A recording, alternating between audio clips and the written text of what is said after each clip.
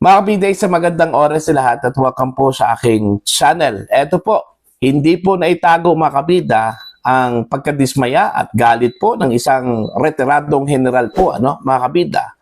Sa Marcos administration, lalong-lalo na po, ito hong ginawa hong situational briefing po ni Pangulong Ferdinand Bongbong Marcos po, mga kabida. Matapos pong rumagasa po ito hong baha dyan po sa Cebu, okay? Hindi man lang nagkaroon po mga kabida ng plano kung ano na po ang dapat gawin.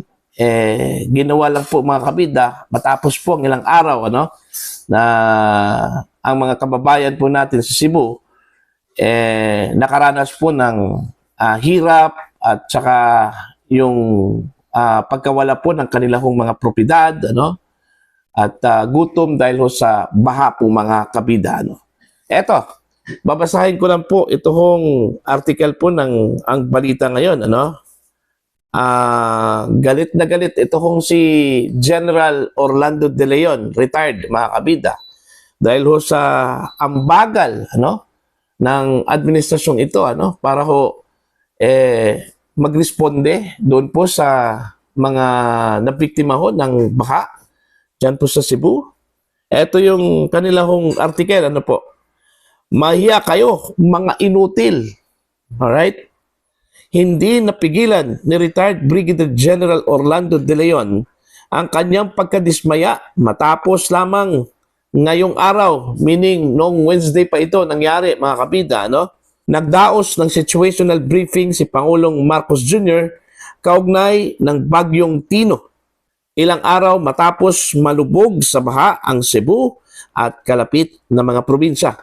Sa kanyang official Facebook, kalakip ang ulat tungkol sa briefing ni Marcos Jr. Diretsa niyang ipinahayag. Ito yung sinabi po ni General De Leon po, mga kabida.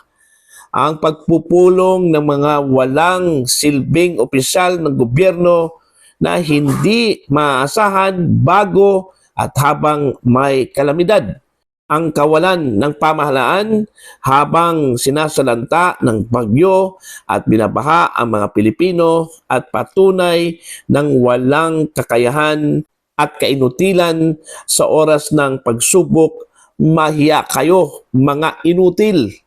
A meeting of useless government officials who cannot be relied upon before and during disaster.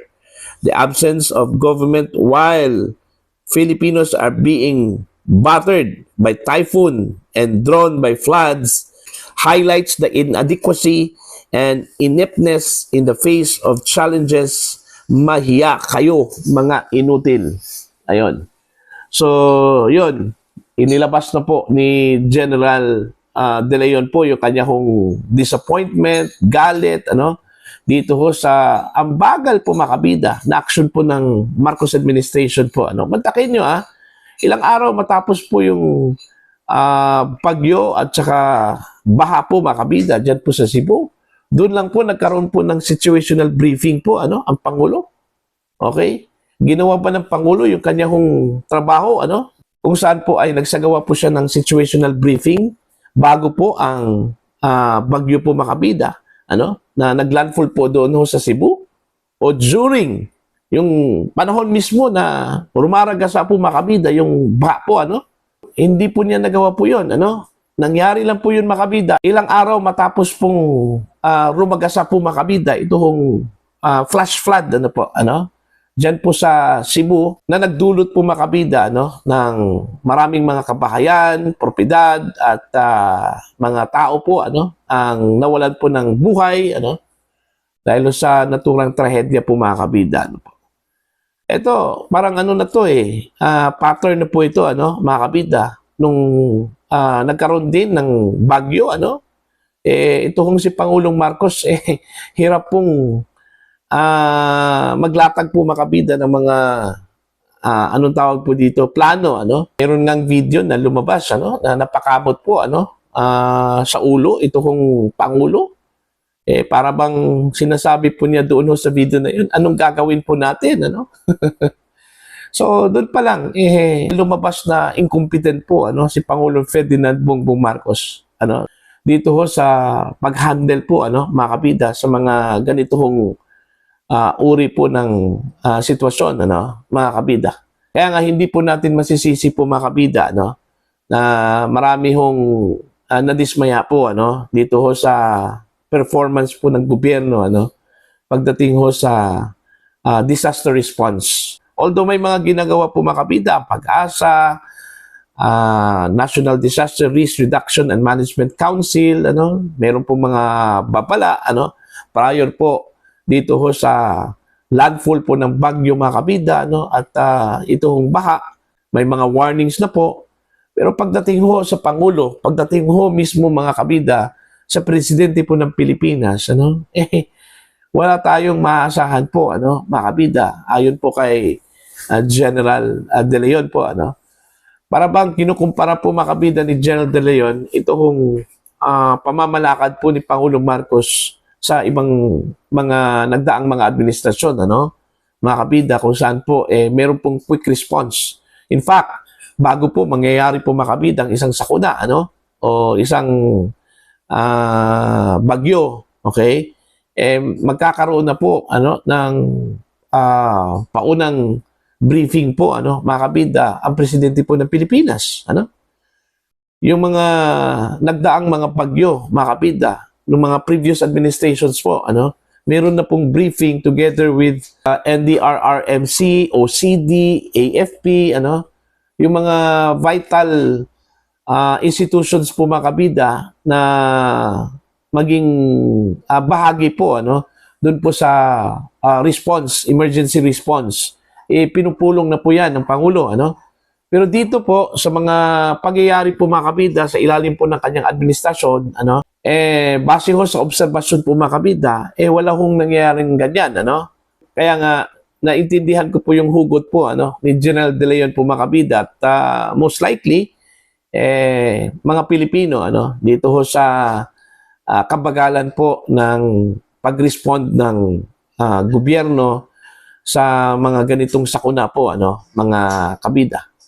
Kaya dahil ho dito, nagmukhang inutil tuloy, ano, ito hong mga opisyal po ng gobyerno, ano po, no? Dahil yun na tapos na po, ano, mga kabida. Meron kasi yung pre-briefing, during briefing, ano, and post-briefing. Ganun po yun, mga kabida. Pero sa kasalukuyang administrasyon po, mga kabida, post-briefing lang po. Yun yung observation po, ano, mga kabida. I don't know mga kabida, kung sanay ba ito sa mga malalaking problema, ito hong si Pangulong Marcos, ano, mga kabida. Kasi makikita mo kasi sa isang tao, ano, kung sanay po siya sa mga ganito hong mga sitwasyon, ano. Kasi yun nga organized dapat, ano. Look, kung pagmamasdan po natin, ano, yung mga previous actions po ng mga presidente like dating Pangulong Rodrigo Duterte, ano, one step ahead yung kanya hong ginagawa po, ano, mga kabida. Okay? Wala pa pong bagyo po, mga kabida, meron na pong mga briefings na nangyayari po, ano. Okay? Unlike ho, ngayon, hindi mo makikita po ang Pangulo po, mga kabida, na nagkakaroon po ng briefings prior po, ano, na maganap po ang isang sakuna, ano, mga kabida, bagyo. Okay? For that instance. Okay? So, yun. Napupuna talaga, ano, yung ginagawa po ng administrasyong ito, ano, ito hong Marcos administration, mga kabida. Diba? So, hindi po natin masisisi yung iba. Yung mga tao po, ano, na very critical, ano, pagdating ho sa action po ng gobyerno. Okay? Napakalaki po yung damage po, mga kabida, no, sa Cebu. Mantakin nyo, yung half of Cebu City, apektado po. Halos mga munisipyo po, mga kabida, no, ng Cebu Province affected dito ho sa baha na nangyari po, mga kabida, ano po. Okay, buti na lang po, parang Consuelo de Bobo po, mga kabida, no. Ito hong ginawa po ng Pangulong Marcos na inaprubahan po niya itong release ng mahigit 1 trilyong piso po na rehabilitation fund para ho sa Cebu, po mga kabida. Pero marami hong mga insinuations na baka daw dito ho sa nirelease daw na 1 trilyong pisong mahigit, baka naman po nanakawin na naman daw to mga kabida, Okay? Yun kasi yung mga insinuations In fact, na patanong din mga kabida, kung meron bang foreign aid na dumating, dito ho sa nangyari sa Cebu. Kasi kadalasan kasi pag may mga sakuna, sa Pilipinas, hindi po yan nawawala, mga kabida, yung mga foreign aid. May mga foreign aid talaga yan. Tulong mula sa International Red Cross, okay? Iba pang mga institution po mga kabida, globally, Pero ngayon, wala. Ilang sakuna na ba na nangyari? Yung lindol sa Cebu, lindol sa Davao Oriental, at ito ngayon, typhoon, baha sa Cebu, mga kabida. Wala kang naririnig po na meron pong mga foreign aid. At in fact, sa naging pahayag po mga kabida, ni Undersecretary Claire Castro po, kaya daw wala hong foreign aid na dumating kasi meron daw tayong sapat na pondo ang Pilipinas, para i-address ito hong problema ho sa mga kalamidad po, mga kabida. Kayo, naniniwala ho ba kayo? Okay? O talagang, wala lang talagang dumating kasi po, takot po itong mga international institutions po mga kabida, na magbigay po ng tulong, baka naman po, nanakawin na naman po daw, mga kabida, yung kanilang tulong na ibibigay po sa Pilipinas. Okay? Pero ang depensa po ni Claire Castro po, yun, meron po tayong reserve funds daw, mga kabida, para ho dito. So, titingnan po natin kung kakayanin po ng reserve funds po, mga kabida. Okay? Ito hong nangyari ho sa mga kababayan po natin sa Cebu, po, at iba pang mga lugar na apektado ho sa nagdaang Typhoon Tino, mga kabida, na nagdulot po ng grabing baha po, sa ilang mga lugar po dyan po sa lalawigan po ng Cebu, mga kabida. So para po sa inyo, ano po ang inyong opinion at pananaw po dito ho sa late situational briefing po ng Pangulo, Kasi sabi po ni General De Leon, walang silbi yun. Okay? Dapat, nung una pa po, okay, bago po nangyari po mga kabida, nagkaroon na po ng situational briefing para po at least man lang mga kabida, magkakaroon po ng perspektibo, ang Pangulo sa mga dapat gawin, kung sakali hong dumating yung bagyo at yung baha, mga kabida, at while rumaragasa po mga kabida yung baha, dapat nagkaroon na po mga kabida ng situational briefing po ang Pangulo, Okay? In order him to update sa mga nangyayari at hindi po pagkatapos po ng baha, bagyo, mga kabida. Alright? Para sa inyong mga comments at opinion, please comment down. Sa mga hindi pa po subscribers sa aking channel, please subscribe. Just click the subscribe button, click the notification bell, click all para updated po kayo mga kabida sa aking mga uploads. Maraming salamat po sa inyo lahat.